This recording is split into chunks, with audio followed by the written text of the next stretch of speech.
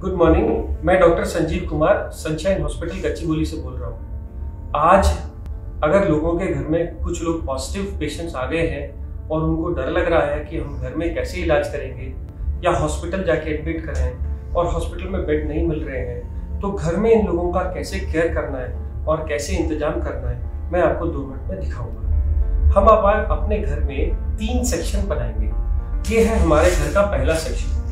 पहले सेक्शन में वो लोग रहेंगे जिन लोगों को कोई बुखार, जुकाम या कोरोना के फीचर्स नहीं है। जाकर के सब लोग टेस्टें कराने का कोई बेनिफिट नहीं है। जो लोग इन्फेक्टेड नहीं है, जिनको बुखार नहीं आ रहा, उनको सिर्फ 2-3 चीजों की जरूरत है। रोज अपना टेम्परेचर चेक करिए, फ्रीक्वेंट हैंड वॉश करिए, अगर घर में दूसरे से इंटरेक्ट कर रहे हैं तो फेस मास्क का यूज करिए और सोशल डिस्टेंसिंग, 1 हाथ की दूरी पे रहिए।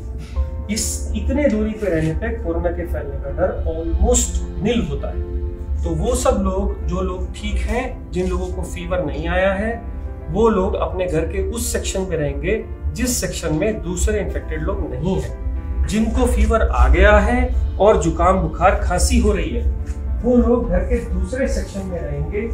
और इन दूसरे सेक्शन के अंदर जो लोग नॉर्मल हैं, वो उनको डिस्पोजेबल्स में खाने का इंतजाम करेंगे। खाने में क्या खाएंगे?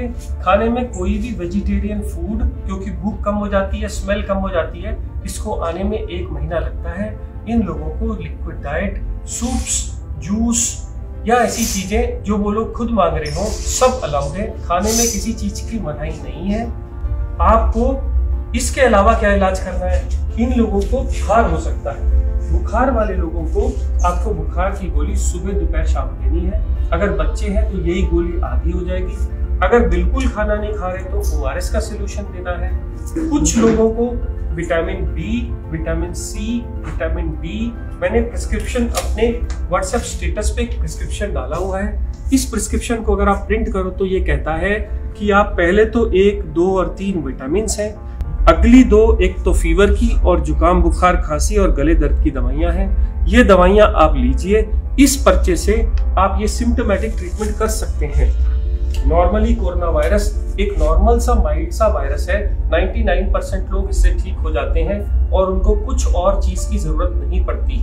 बट 1% लोग जब बीमार होते हैं तो उनका बुखार बहुत तेज हो जाता है। वो लोग खाना खाना छोड़ देते हैं और उनकी ऑक्सीजन सैचुरेशन कम होने लगती है। हैबत होने पे ऐसे लोगों के लिए घर में हम लोग पल्स ऑक्सीमीटर लेके आते हैं। ये पल्स ऑक्सीमीटर हम पेशेंट्स को रोज लगाएंगे। लगाने के बाद, ये कनेक्ट करने के बाद, एक बटन दबाने से पल्स ऑक्सीमीटर ऑन हो जाता है और ऑन होने पे थोड़ी देर वेट करना है। ये आपको पल्स दिखाने लगता है। जब ये पल्स दिखाएगा तभी उस वैल्यू को मानना है। जब ये वैल्यू आ जाएगी तो ऑक्सीजन सैचुरेशन 100% बता रहा है। 90 से कम है तो ये पेशेंट सिक हैं। अगर 90 से ज्यादा है तो डरने की बात नहीं है। मैंने इतनी देर इसलिए वेट किया क्योंकि पल्स ऑक्सीमीटर लगभग 30 सेकंड ले जाता है नॉर्मल सैचुरेशन बताने के लिए। अब मान लीजिए अगर ये लोग 90 से कम ऑक्सीजन पे आ गए हैं, अब इनको हॉस्पिटल की फैसिलिटी पे ले जा रहे हैं पर बेड नहीं मिल रहे, तो हम क्या करेंगे? जिसमें नॉर्मल लोग कोई भी एंटर नहीं करेंगे और इन सब लोगों को हम 14 दिन के लिए आइसोलेट करेंगे। मान लीजिए अगर ये पेशेंट है और मुझे इनकी केयर करनी है, तो जो बहुत जरूरी वाली चीजें मैं आपको बताता हूँ। जब भी आप इस कमरे में जाएंगे तो आप एक बड़ा कपड़ा या कोई भी गाउन, जिससे कि आपके कपड़े इन्फेक्ट ना हो जाएं, वो गाउन पहनेंगे। गाउन के ऊपर मास्क, गाउन पहन के आपका ये पूरा एरिया कवर हो गया।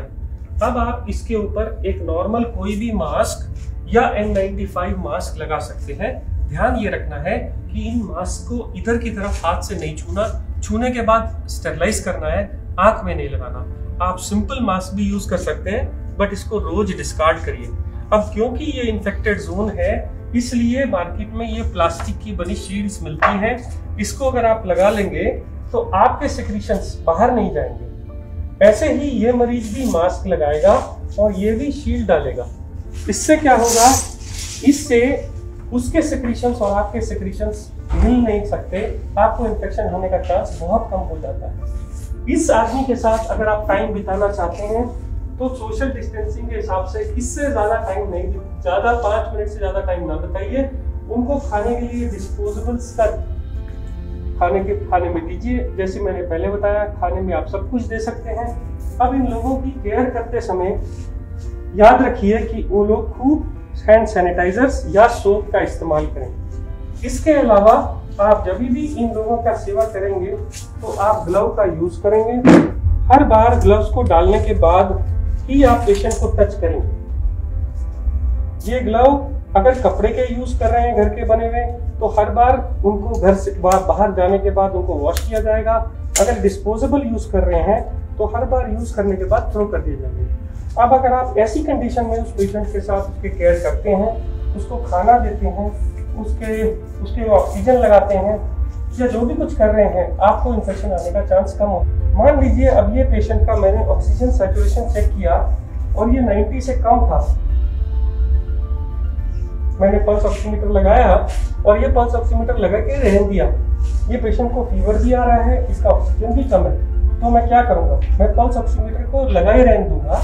और ऐसा सिलेंडर मार्केट से मिल जाता है, इसके रीफिल हो जाता है, 400 रुपए पर रीफिल लेता है, 1 महीना चलता है। इसमें एक नॉब रहती है, ये नॉब को अगर आप ऑन करेंगे तो ये लीटर्स बताता है कितने लीटर पे चल रहा है। 5 लीटर पे जनरली जब भी होता है तो ऐसे छोटे नेजल प्रॉन्ग्स हम पेशेंट को लगा सकते हैं। ऐसे नेजल प्रॉन्ग लगा सकते हैं। नेजल प्रॉन्ग लगाने के बाद आप ये पल्स ऑक्सीमीटर की रीडिंग देखिए कितनी आ रही है। अगर ये 90 से ज्यादा नहीं आ रही और पेशेंट को तभी भी हैबत हो रही है, तो आप ये नेजल प्रॉन्ग हटा के मार्केट से ये बड़े वाला मास्क ला सकते हैं।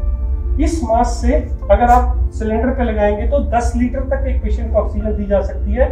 तब आप ऑक्सीजन चेक करिए, 5 मिनट वेट करिए ऑक्सीजन देके। इसके बाद भी अगर ऑक्सीजन इंप्रूव नहीं हो रही तो आपके पास लास्ट ऑप्शन बचती है हाई फ्लो ऑक्सीजन मास्क। ये मास्क के साथ एक गुब्बारा लगा रहता है, इसको जैसे हम ऑक्सीजन से कनेक्ट करते हैं तो ये ऑक्सीजन एक्स्ट्रा देता है और इसमें आप 15 लीटर तक ऑक्सीजन भर सकते हैं। ये गुब्बारा भर जाने के बाद जब आप लगाते हैं तो पेशेंट की हैबत या ऑक्सीजन सैचुरेशन इंप्रूव कर जाती है। इसको लगाने के बाद आप सैचुरेशन को देखते जाइए, जब वो 90 से ऊपर हो जाए उसको ऐसे ही रहने दीजिए। दिन में ये लोग मास्क 3 से 4 घंटे लगा सकते हैं और जैसे अगर हैबत होने लगे तो छोटे मास्क पे आ सकते हैं। और अगर हो सके तो सोते वक्त बेड एंड को थोड़ा ऊंचा करके रखिए। अब इस कमरे की सेफ्टी के लिए कि इंफेक्शन बाहर न जाए, घर का बना फिनाइल या कोई भी एंटीसेप्टिक सॉल्यूशन से घर का पोछा मारिए। अब आप इस कमरे से जब बाहर आने लगे तो आपको सबसे पहला काम क्या करना है, ग्लव उतार के डस्टबिन में फेंक देने हैं और ये गाउन निकाल के आपको बाहर नहीं जाना। आप ये गाउन को हटा के उसी कमरे में छोड़ देंगे, मास्क शील्ड्स उसी कमरे में छोड़ देंगे और हैंड वॉश करके आप पूरा हैंड वॉश करके इस कमरे से बाहर आएंगे। 14 दिन तक अगर इन लोगों की ऐसे ही सेवा करी जाए तो ये लोग इंप्रूव हो जाते हैं। अब इन लोगों की दवाइयों का क्या, मैंने जैसे पहले बताया था व्हाट्सएप स्टेटस पे एक और ट्रीटमेंट डाला है। ये ट्रीटमेंट उन लोगों के लिए है जिनको बेड्स नहीं मिल रहे, हॉस्पिटल फैसिलिटी नहीं है और दवाई देने का और कोई इंतजाम नहीं है। तो आप पुराने ट्रीटमेंट की तरह देखिए, ऊपर मैंने 4 मल्टीविटामिन लिखे हैं, उसके नीचे मैंने भूख लगने का सिरप लिखा है, नीचे हमने जो दवाइयाँ लिखी हैं वो सिम्टोमेटिक इलाज के लिए हैं, जैसे कि डेरिफिलिन, जैसे कि मॉन्टेलुकास्ट मैंने पहले बताई। इसके अलावा जो नीचे आने वाले इंजेक्शन या एंटीबायोटिक्स हैं जो डॉक्टर की गाइडेंस में लेने चाहिए, वो एक तो है डॉक्सीसाइक्लिन, सुबह शाम 5 दिन के लिए 10 गोलियां, ये लोग इतनी देर में इंप्रूव कर जाते हैं। और दूसरे हैं 2 इंजेक्शन, एक इंजेक्शन है ब्लड थिनर का, क्योंकि कहा गया है कि ऐसे लोगों को क्लॉट्स बन जाते हैं, इसलिए ये इंजेक्शन सुबह शाम देना है डॉक्टर की गाइडेंस में। और एक स्टीरॉयड का इंजेक्शन 10 रुपए का डेक्सामेथासोन, जो दिन में 1 बार लगेगा सुबह। अगर ये इंजेक्शन आपके पास में आपके घर का डॉक्टर लगा देता है तो आपको हॉस्पिटल के खर्चे या हॉस्पिटल के बेड अगर नहीं अवेलेबल है तो भी आप इंतजाम कर सकते हैं। कुछ लोग बोलते हैं हमारे पास इंजेक्शन की कोई भी सहूलियत नहीं है, कोई भी डॉक्टर नहीं आ रहा है, तो मैंने एक ब्लड थिनर एपिक्साबैन और एक स्टीरॉयड ओरल मिथाइल प्रेडनिसोलोन भी रखा है। आप इसको भी प्रिस्क्रिप्शन के हिसाब से प्रिंट करके ले सकते हैं। इतना सेटअप अगर आपके घर में है तो ये आईसीयू का काम करेगा। मैं फिर बोल दूं, आपको sanitizer, face shield, face mask, bed जिसका बैक ऊंचा हो, 3 तरह के फेस मास्क, एक ऑक्सीजन सिलेंडर, घर में फिनाइल, एक कवर, बॉडी कवर जो सेवा कर रहे हैं, हर बार ग्लव्स का यूज करिए। ये एक आईसीयू सेटअप है, क्योंकि आज भी कोरोना की कोई स्पेसिफिक दवाई या वैक्सीन आनी है और इससे ज्यादा ट्रीटमेंट अभी भी आईसीयू में नहीं हो रहा है। बहुत ही एक्सेप्शनल कंडीशन में 2 और दवाइयां हैं जो बगैर आईसीयू सेटअप के नहीं दी जा सकती। ये 99% इलाज हर लोगों तक अगर पहुंच जाए तो वो लोग जिनको मेडिकल सेवा अभी भी उपलब्ध नहीं है, वो लोग अपनी सेवा या अपने घर वालों की सेवा कर सकते हैं। मैं doctor Sanjeev Kumar Sunshine hospital से बोल रहा हूँ।